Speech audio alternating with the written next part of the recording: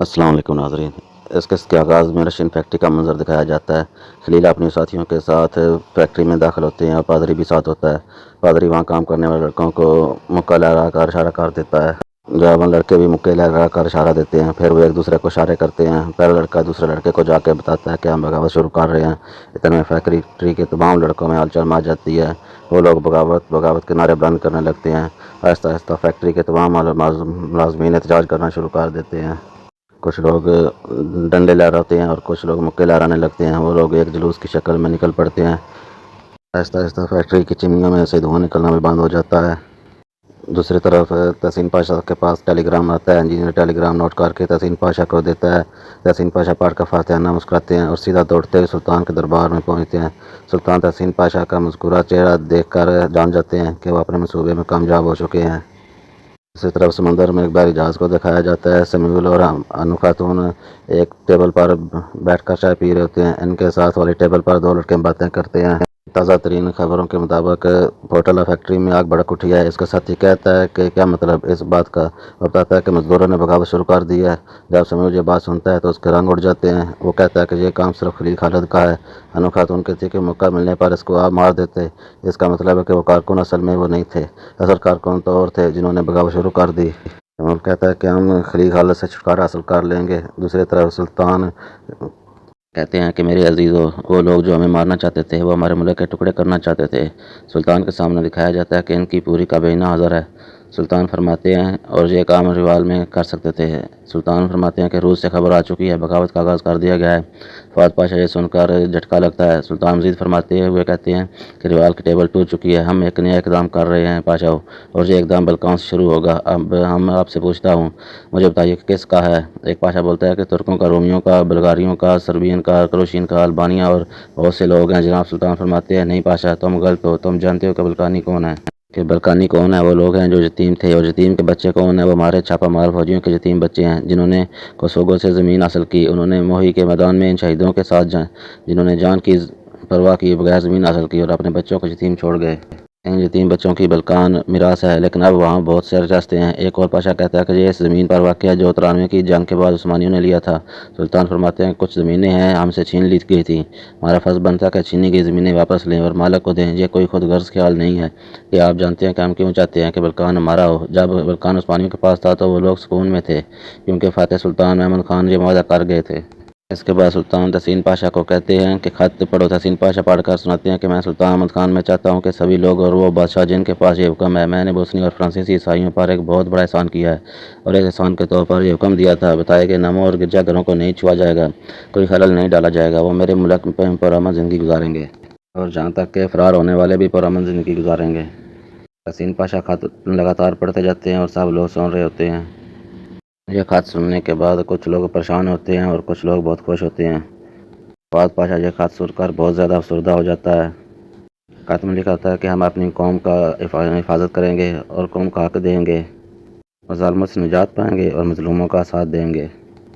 اس کے بعد دوسری طرف فواد افندی تخت پر موجود ہوتا ہے۔ اس کے پاس سلطان کا پاشا آتا ہے۔ فواد کہتا ہے کہ کیا تم عبدالحمید کے سامنے بیٹھے تھے ہو؟ پاشا یہ سن کر خرابی کی طرف دیکھتا ہے اور اب نشے سے کھڑا ہو جاتا ہے۔ فواد کہتا ہے کہ یہ تخت نشینی ایک حقیقی تقریب ہوگی، اس سے پہلے کہ تم میری اطاعت قبول کرو گے۔ فواد افندی کسی سلطان کی طرح اپنا ہاتھ آگے بڑھاتا ہے تاکہ پاشا اس کی اطاعت قبول کرے اور اس کی ہاتھ کا بوسہ لے، لیکن پاشا ہچکچاہٹ سے کام لے رہا ہوتا ہے۔ فواد افندی اسے کہتا ہے کہ ہم جلدی اپنی کابینہ تلاش کر لیں گے، تمہیں اور پاشاؤں کے ساتھ میری اطاعت کرنا ہوگی۔ پاشا کہتا ہے کہ دیکھو فواد افندی، میں نہیں جانتا کہ تم کیا کرنے کی کوشش کر رہے ہو۔ طیش میں آ جاتا ہے اور کہتا ہے کہ بکواس بند کرو، یہ واضح ہے کہ میں کیا کرنے کی کوشش کر رہا ہوں، میں صرف عبدالحمید کا تخت چھینوں گا، آپ میری اس طرح مدد کریں گے، آپ کے پاس کوئی اور راستہ نہیں ہے۔ عبدالحمید کے اقدام کے بعد جو وہ بلغاریوں کے ساتھ اتحاد کے معاہدے پر دستخط کر رہا ہے، ہمارا فرض ہے کہ اس معاہدے کو توڑا جائے، اور اس کے لیے آپ ہمیں وہ ہتھیار دیں گے جو آپ روتھ چیلڈ کے خاندان کو بیچنا چاہتے تھے۔ روتھ شیلڈ بھی ہمارا آدمی ہے، اس بات کی فکر نہ کرو، پیسے تمہیں اس کے پورے ملیں گے، ہم کسی کو بھی عبدالحمید جیسے حب الوطنی کی داستانوں سے کام نہیں لینے دیں گے۔ پاشا یہ باتیں غور سے سن رہا ہے اور وہ کہتا ہے کہ ابھی مجھے باتیں قبول نہیں ہیں، میں تھوڑا سوچ لوں۔ فواد کہتا ہے کہ سوچنے کو کچھ نہیں ہے، یا تو آپ اپنا پیسہ لیں گے اور مجھے اسلحہ دیں گے، یا یونین جیل میں آ کے اپنی موت کا انتظار کریں گے۔ پاشا کہتا ہے کہ ٹھیک ہے فواد افندی، میں اسلحہ آپ کو دوں گا۔ فواد افندی کہتا ہے کہ ہتھیاروں کی حفاظت کون کر رہا ہے؟ وہ پاشا کہتا ہے کہ اس کی حفاظت خلیل خالد کر رہے ہیں۔ فواد افندی بھی نہیں جانتا کہ خلیل خالد کیا بلا ہے اور اس نے انسنی کر دیتا ہے۔ اس کا ملازم ربی پاشا کو ایک بکسا دیتا ہے۔ پاشا اسے خوشی سے لے لیتا ہے۔ فواد کہتا ہے کہ جب ہم اپنی تنظیم کو اصلیت سے مضبوط کرتے ہیں آپ اپنی دوسری ذمہ داری کو پورا کریں گے، وہ فریضہ شہزاد محمد سلیم افندی ہوں گے۔ پاشا کہتا ہے کہ مجھے شہزاد سلیم افندی کے ساتھ کیا کرنا ہوگا؟ فواد کہتا ہے کہ آپ اس کے ساتھ رہ کر اس کا اعتماد جیتیں گے اور اس کی کمزوریاں تلاش کریں گے۔ آپ کو معلوم ہو گیا ہوگا کہ کیا کرنا ہے۔ ہم شہزادے کو عبدالحمید کے خلاف استعمال کریں گے۔ اسلحہ کہاں ہے؟ آپ میرے ملازم رابی کو بتائیں گے۔ فواد افندی مکہ لہرا کر فاتح کا نشان بناتا ہے کہ ہم جیت جائیں گے۔ اس کے بعد اسے سب دکھایا جاتا ہے کہ وہ پاشا اس بکسے کو لے کر ایک ویران جگہ سے گزر رہا ہوتا ہے۔ وہ خود سے باتیں کر رہا ہوتا ہے کہ میں کیا کروں گا، آگے کیا ہوگا۔ وہ دیکھتا ہے کہ اس کے سامنے ایک ڈبے میں آگ جل رہی ہے۔ اس کے بعد وہ آگ کے سامنے اپنا ہاتھ کرتا ہے تو وہ جل جاتا ہے۔ وہ کچھ سوچتا ہے اور بکسے کو کھولتا ہے، دیکھتا ہے کہ اس کے اندر نوٹ بھرے ہیں۔ وہ پاشا بغیر کسی سوچ کے اس آگ کے اندر تمام نوٹ انڈیل دیتا ہے۔ اس کے ساتھ ہی وہ خود سے سوال کرتا ہے کہ میں اسے کیسے بچوں گا۔ وہ نوٹ جل جاتے ہیں۔ اس کے بعد پایا تخت میں صبح کا منظر دکھایا جاتا ہے۔ شہناز تیار ہو چکی ہوتی ہے۔ اس کے پاس نعیم سلطان آتی ہے۔ شہناز کہتی ہے کہ آپ نے صبح آ کر مجھے حیران کر دیا شہزادی، میں سوئی نہیں ہوں لیکن ٹھیک ہوں۔ سنیہ بھی اس کے ساتھ ہوتی ہے۔ سنیہ کہتی ہے کہ بالکل جو کچھ سلطان نے کہا اس کے بعد آپ کو نیند کیسے آ سکتی تھی؟ نعیم کہتی ہیں کہ بیدار سلطان میری امی اس حادثے کے بعد الجھن میں پڑ گئی ہیں، ہمیں افسوس ہے۔ سنیہ سلطان کہتی ہیں کہ میرے بھائی کو اس کے بارے میں احتیاطی تدابیر کرنے کے لیے کہا گیا ہے مگر جس نے پیغام دیا وہ کامیاب نہیں ہوئے۔ میرا بھائی ابھی بھی سمجھتا ہے کہ بیدار سلطان بالکل ٹھیک ہے۔ شہناز کہتی ہے کہ ٹھیک ہے، یہ ٹھیک ہو جائے گا اگر میں یہاں سے چلی جاؤں۔ نعیم سلطان کہتی ہے کہ ایسا مت کریں، اگر آپ اس وجہ سے چلی جاتی ہیں تو میں اپنی والدہ کو کبھی معاف نہیں کروں گی۔ نعیم سلطان کہتی ہے کہ ہم چاہتے ہیں کہ آپ کی شادی کے بعد آپ کو آپ کے گھر رخصت کر دیں۔ شہناز کہتی ہے کہ ٹھیک ہے، آپ کے خیال اور مخلصانہ جذبات نے مجھے خوشی دی، میں آپ کی احسان مند ہوں کہ آپ نے مجھے ایسی عزت دی۔ دوسری طرف نعیم سلطان اپنی والدہ بیدار سلطان کے پاس بیٹھی ہوتی ہیں۔ اتنے میں ان کے پاس جلال الدین پاشا آتا ہے۔ نعیم سلطان کہتی ہیں کہ جلال الدین پاشا ہم آپ سے کچھ پوچھنا چاہتے ہیں، ہم چاہتے ہیں کہ آپ کچھ عبرانی زبان کے الفاظوں کے معنی بتائیں۔ یہ کچھ الفاظ ہیں جو میں نے کہیں سنے ہیں پاشا۔ بیدار کہہ دیا کہ میرے خیال میں یہ یہودی دعا یا کلمات کے الفاظ ہیں لیکن پر میں یقین سے نہیں کہہ سکتی۔ جلال الدین پاشا کہتا ہے کہ کیا میں وہ الفاظ دیکھ سکتا ہوں؟ زلفت کایا وہ کاغذ جلال الدین پاشا کو دے دیتی ہیں۔ جلال الدین پاشا کہتا ہے کہ میں ضروری تحقیقات کر لوں گا۔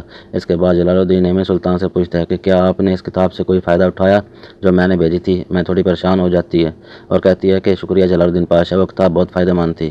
بدعت کہتے ہیں کہ نہیں، میں وہ کیسی کتاب تھی؟ نہیں میں بات گھماتے ہوئے کہتی ہے کہ میں جغرافیہ پہ تھی، ان ممالک کے بارے میں معلومات جاننا چاہتی تھی جو میں نے نہیں دیکھے۔ بیدار نعیم کے جواب سے مطمئن نہیں ہوتی اور شک کی نظر سے دیکھتی ہے لیکن دست کرتی ہے۔ دوسری طرف فواد افندی شہناز سے کہتی ہے کہ ہاتھوں سے لیا گیا اسلحہ عثمانی اسلحہ عبدالحمید کے حکم ختم کر دے گا، یہ سب برگاریوں کے ساتھ اتحاد ختم کرنے میں کافی ہوگا۔ اب عبدالحمید کا شہزادہ محمد سلیم پاشا بھی ہمارے ساتھ ہوگا۔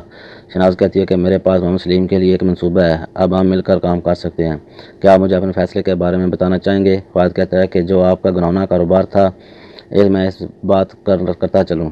دوسری طرف جلال الدین پاشا محل کی راہداری سے گزر رہے ہوتے ہیں۔ اس کے پیچھے نعیم سلطان آ جاتی ہے۔ وہ کہتی ہے کہ میں آپ کا شکریہ ادا کرنا چاہتی ہوں، مجھے اپنی والدہ سے کتاب کے متعلق جھوٹ بولنا پڑا کہ آپ اس کے بارے میں مجھے نہیں بتا سکتے تھے۔ جلال الدین پاشا کہتا ہے کہ آپ کے پاس کوئی تو وجہ ہونی چاہیے۔ نعیم کہتی ہے کہ میں تجارت کرنے جا رہی ہوں لیکن میری امی اور بابا یہ نہیں جانتے، میں کامیاب ہونا چاہتی ہوں، میں چاہتی ہوں کہ وہ میرا اعتبار کرے اور مجھ پر فخر کرے۔ جلال الدین کہتا ہے کہ قابل ستائش ہے آپ کا یہ اقدام، لیکن تجارت میں دوست اور بہن بھائی دشمن بن جاتے ہیں، دوستیاں نہیں دشمنیاں میں بدل جاتی ہیں۔ میری تجویز ہے کہ آپ ان لوگوں کا انتخاب کریں کیونکہ وہ لوگ جو برے نظر آتے ہیں وہ برے نہیں ہوتے اور جو اچھے نظر آتے ہیں وہ اچھے نہیں ہوتے۔ کاروبار شروع کرنے کے لیے اعتدال پسندی اور آدمی کو جاننا ہر صورت ضروری ہے۔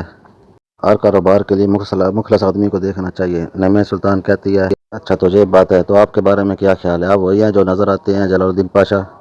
اس کے بعد دوسری طرف سلطان کو بڑائی والے کمرے میں دکھایا جاتا ہے۔ تحسین پاشا آ کر سلطان سے پوچھتے ہیں کہ آپ کیا کر رہے ہیں؟ سلطان فرماتے ہیں کہ میں جھاڑو بنا رہا ہوں۔ تحسین پاشا کہتے ہیں کہ ہم یہ کام نوکروں کو بھی تو دے سکتے ہیں، جھاڑو سے دھول جھاڑنا عجیب لگتا ہے۔ سلطان فرماتے ہیں یہ ہمارے لیے بہت زیادہ باعث راحت اور تسکین اور خوشی کا باعث ہے پاشا۔ تحسین پاشا کہتا ہے کہ میرا یہ مطلب نہیں تھا لیکن یہ میرے اندازے سے کہیں زیادہ قیمتی ہے۔ سلطان فرماتے ہیں یہ ہمارے لیے بہت خاص ہے۔ تحسین کہتا ہے کہ معافی چاہتا ہوں لیکن یہ بتائیے کہ یہ کہاں جا رہی ہے، یہ کتنی قیمتی ہے؟ سبحان اللہ۔ سلطان فرماتے ہیں کہ سبز گنبد کی صفائی کے لیے میں چاہتا ہوں کہ وہ وہاں کی صفائی ہماری جھاڑو سے کریں، یہ ہمارے آقا حضرت محمد صلی اللہ علیہ وسلم کے روضہ اقدس کی صفائی کا شرف حاصل کرے گی۔ کہتا ہوں کہ اس سے وہ گنبد خضرا کی گرد کو صاف کرے، یہ ہر چیز سے زیادہ قیمتی ہے پاشا۔ تحسین پاشا جب یہ کلمات سنتے ہیں تو ان کی آنکھوں سے آنسو جاری ہو جاتے ہیں۔ سلطان مزید فرماتے ہیں اس لیے ہم اسے سنبھال رہے ہیں پاشا، ہر چیز سے زیادہ قیمتی ہمارے نبی اکرم صلی اللہ علیہ وسلم ہے، ان کی محبت جو موت کی خوبصورت بناتی ہے، اور ہر چیز ہمارے پیغمبر حضرت محمد مصطفیٰ صلی اللہ علیہ وسلم کی یاد ہے۔ تحسین پاشا سنتے جاتے ہیں اور روتے جاتے ہیں۔ سلطان فرماتے ہیں کہ ہم کہتے ہیں کہ ہم ان سے محبت کرتے ہیں، لیکن ہم دلوں میں ناجدگی لیے ہوئے ہیں، ہم روتے ہیں، ہم بھرتے ہیں، ہم انہیں ہمیشہ یاد رکھتے ہیں پاشا۔ کاش ہمارا اظہار محبت کا طریقہ مختلف ہوتا یا خود سے مختلف اظہار کر سکتے۔ کبھی کبھی میں گہری سانسیں لیتا ہوں پاشا، شاید میں اس خوشبو کو پا سکوں۔ میں چاہتا ہوں کہ دنیا غائب ہو جائے اور جب میں آنکھیں کھولوں تو ہمارے نبی حضرت محمد مصطفیٰ صلی اللہ علیہ وسلم کا روشن چہرہ مبارک کا دیدار ہو کروں۔ سبحان اللہ، آپ صلی اللہ علیہ وسلم جیسی آواز اور کوئی نہیں ہے، کاش میں اس خوبصورت مبارک آواز کو سن سکتا پاشا۔ تحسین پاشا جسے سنتے ہوئے پھوٹ پھوٹ کر رونے لگتے ہیں۔ سلطان مزید فرماتے ہیں وہ کیا خوبصورت اور مبارک آواز ہوگی پاشا، کاش میں ان کے عشق کی بارش میں بھیگ جاتا اور ہمارے سرکار مجھے کچھ خود سے تھوڑا سا کھانے کو دے دے اور میں ہمیشہ بھرا رہتا۔ وہ کتنے مہربان ہیں، کاش کہ میں عالم کے لیے رحمت العالمین کی نظر ہوں اور میں ان کے دروازے پر جھاڑو دینے والا بن جاتا۔ اس فانی دنیا میں کیا ہے پاشا، جو زندگی عشق رسول میں گزر جائے وہی زندگی ہے، جو زندگی عبادت میں گزر جائے وہی زندگی ہے۔ تحسین پاشا لگاتار روتے جاتے ہیں اور سلطان فرماتے جا رہے ہیں کہ عشق رسول ہی میری زندگی ہو اور عشق رسول ہی میری موت ہو۔ اس کے بعد دوسری طرف پایا تخت میں صبح کا منظر دکھایا جاتا ہے، ایک تیز رفتار ٹرین کو دکھایا جاتا ہے اور اس کے بعد محل کا منظر دکھایا جاتا ہے، جہاں سلطان کے سامنے عامر افندی اور اس کے ایک ساتھی موجود ہوتا ہے۔ پیٹک افندی کہتا ہے مشرقی طاقتور بادشاہ سلطان عبدالحمید خان صاحب، میں آپ کے لیے بلغاریہ کے شہزادے فریڈی ایٹ کی نیک خواہشات لایا ہوں۔ ان کے ساتھ عوامر بھی کھڑے ہوتے ہیں۔ سلطان فرماتے ہیں کہ ہم جانتے ہیں کہ شہزادہ فرٹینیٹ کیا خواب دیکھ رہے ہیں کہ جبکہ وہ ہماری سرپرستی میں ہیں۔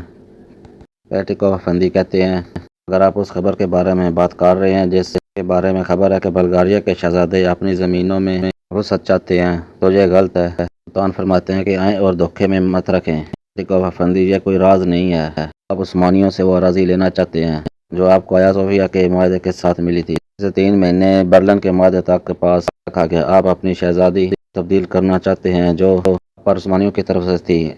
آپ جانتے ہیں کہ اگر عثمانی کمزور ہو گئے تو کیا ہوگا، دنیا کے سرمایہ کار بلغاریوں کو دبائیں گے، ہم اس کی روک تھام کر رہے ہیں۔ آپ سوچتے ہیں کہ آپ عثمانیوں سے آزاد ہیں لیکن آپ خلیفہ کے ماتحت ہیں، دونوں ممالک مل کر زیادہ طاقتور ہو سکتے ہیں۔ ہم دیکھ رہے ہیں کہ بلغاریئن کھل گئے ہیں اور دوسری حکومتوں سے اپنے مراسم بڑھا رہے ہیں۔ آپ اپنے اندرونی معاملات میں آزاد ہیں اور غیر ملکی معاملات میں آپ عثمانیوں کے ماتحت ہیں۔ ہم آپ کو یاد دلاتے ہیں کہ بلغاریہ اور عثمانی کے درمیان اتحاد کا مکمل معاہدہ ہوگا۔ افندی کہتا ہے کہ میں آپ کی پیشکش کا جواب ابھی نہیں